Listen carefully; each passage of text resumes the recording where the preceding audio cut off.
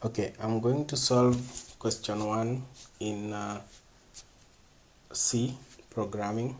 So let's open our development environment, create the file. So in this case I'm going to save it and call it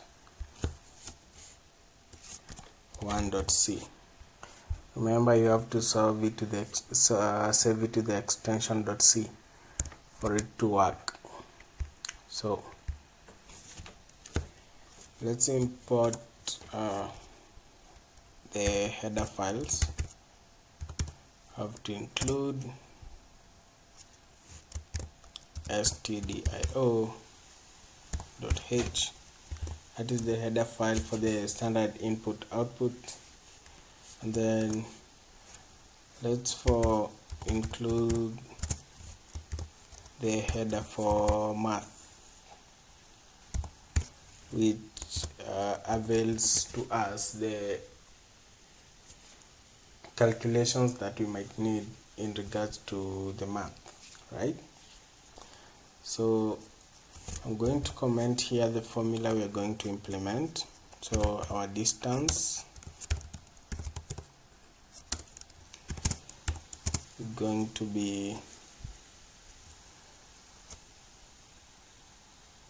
x1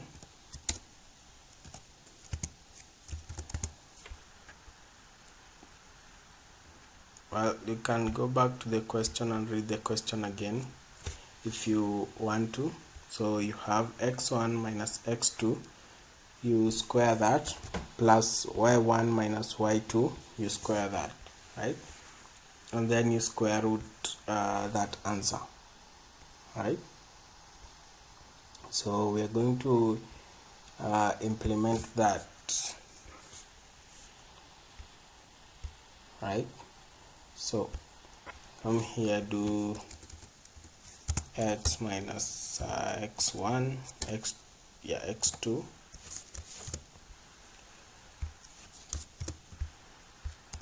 then add that y1 minus y2, then you need to square this and also square that. Then the whole of this you need to square root that. You need to square root this. In math, square root always represents you raise that number by half, so that gives you the entire formula, right? The first step is including our main function. So int main, so that is our main function. It does not take any parameters, it remains as no parameter taken. We have several variables. We have x1, which is int x1, x2, y1, and y2. So we use the initialization in one line because we do not have the values themselves, because we are going to collect them from the user, right? So the next step is collecting the input from the user. So I'm going to write print f and take in tell the user to enter the value. So enter the following values, right?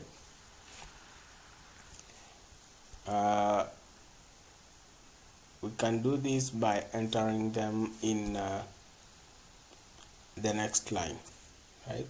So let's do this, right? Sorry, yeah. then use scanf to collect the values.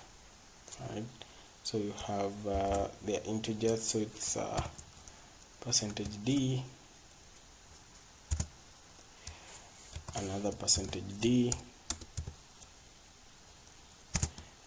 another %d. Since they are for variables, another %d. Then collect the values. Now have ampersand x1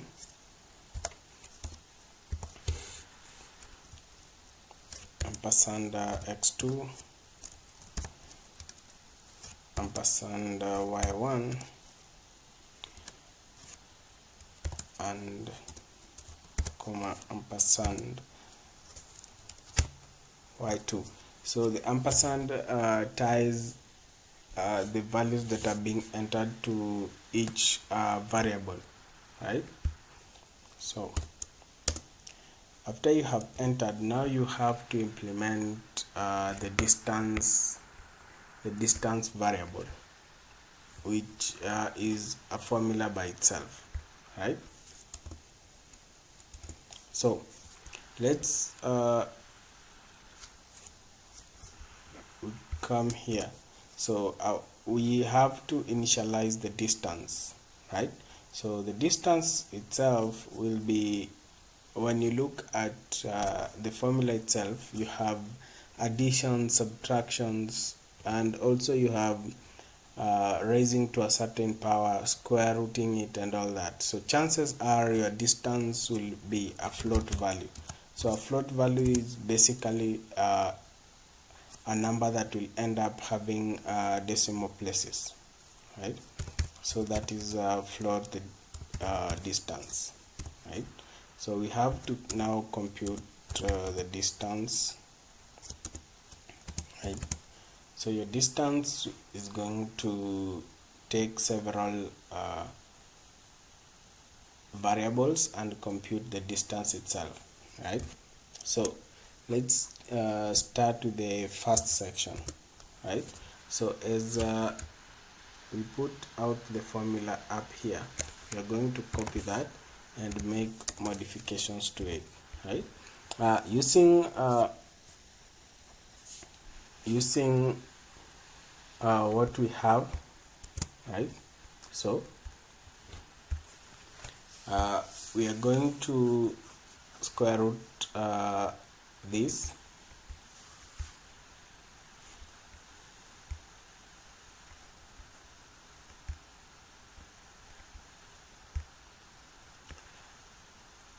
right?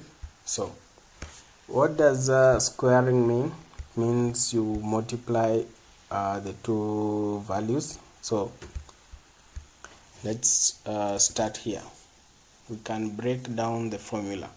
So I'll come here and do an is for the x portion, the x value, right?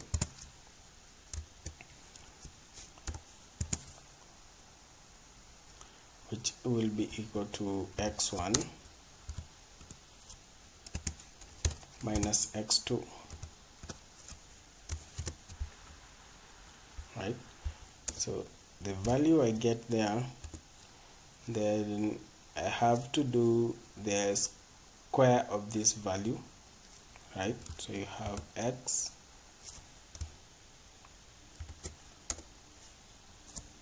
underscore squared, which I'm going to assign it to.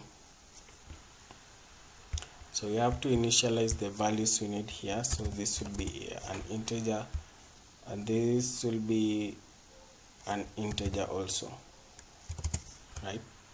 So what we have now, the x value, that right? What that means is it will multiply that number by 2 by itself, sorry. Yeah, we can do the same for the y values.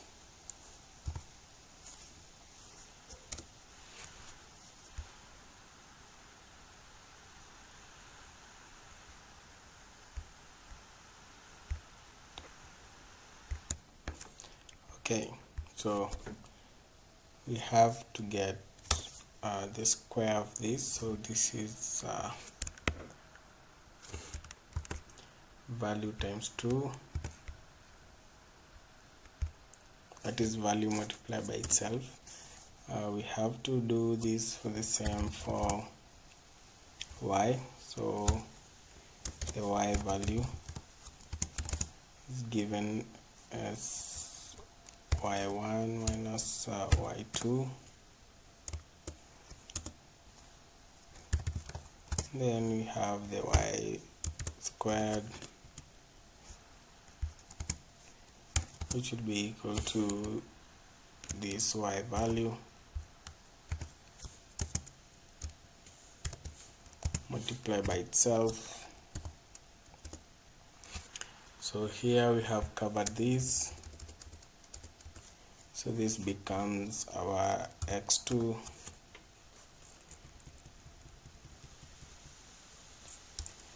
and this becomes our this becomes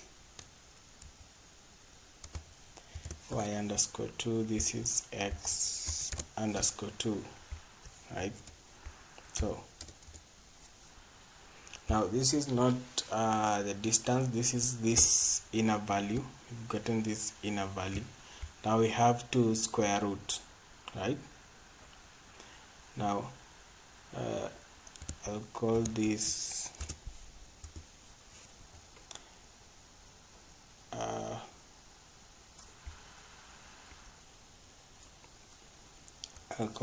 my value, so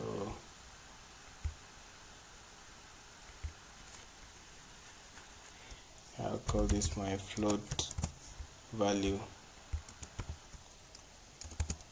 and assign it this value, right? Now our distance will be now the square root of this entire thing, right? So now we take remember we imported math, now we can use this formula, which is provided by the math the header file for math. So we square root now this value, copy, paste that. Now finally we can print the distance to the console. We print f, this is the final distance. Okay, so that distance is what, percentage f comma distance, right? Okay, so here is another point. What if the user does not enter these as integers? You can change them to float however you want, right? So now we can run this. Okay, we have a few errors. We are going to sort them out, right? So let's look at them. Okay, we're missing a few things. Let's sort them. We missed that, and also that. Now this is an integer function, so you have to return 0 on that, right? It returns an integer, yeah.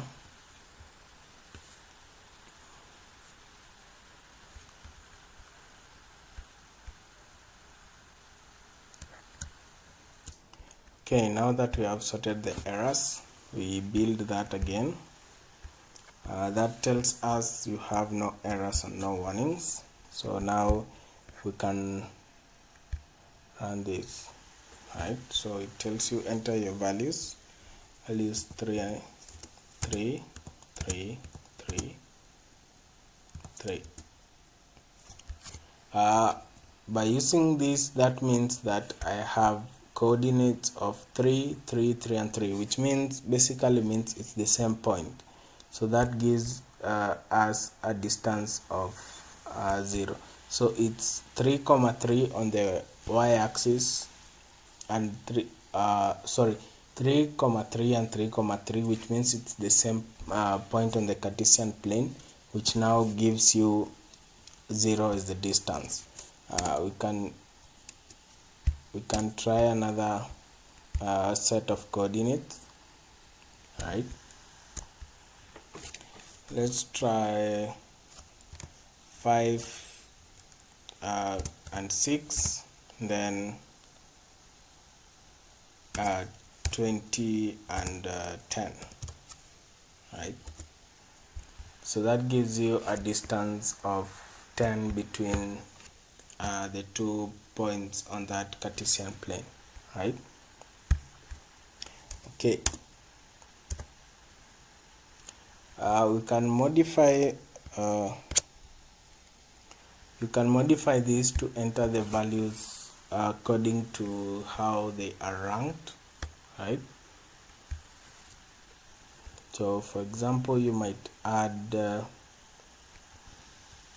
a function that will collect all these values, but that is just additional. However, this works and returns the distance as you want it.